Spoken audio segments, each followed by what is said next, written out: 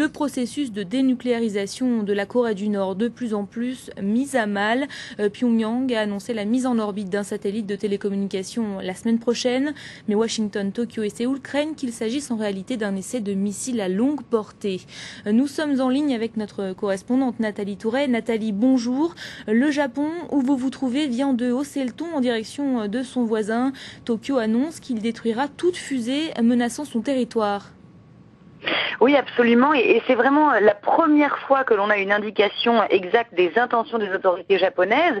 Et ce qu'il faut souligner ce matin, c'est que c'est la première fois que le Japon prend ce type de décision face à la menace qui est posée par un missile balistique ou un engin similaire depuis que le Japon a commencé à construire un bouclier antimissile il y a 6 ans de cela, développé avec l'aide des États-Unis. Donc la décision a été prise par le Conseil de sécurité du Japon.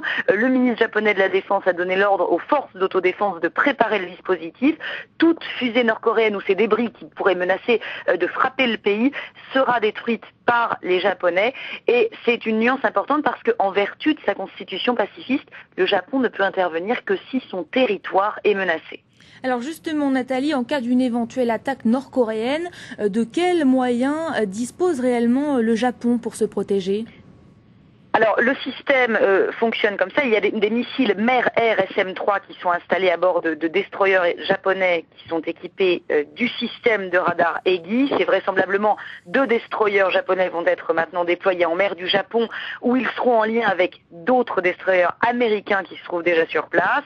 Et puis l'autre rideau, entre guillemets, ce sont cette fois des missiles solaires, des missiles patriotes.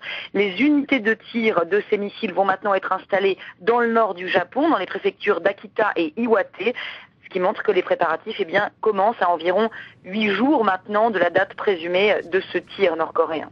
Merci à vous Nathalie Touret pour toutes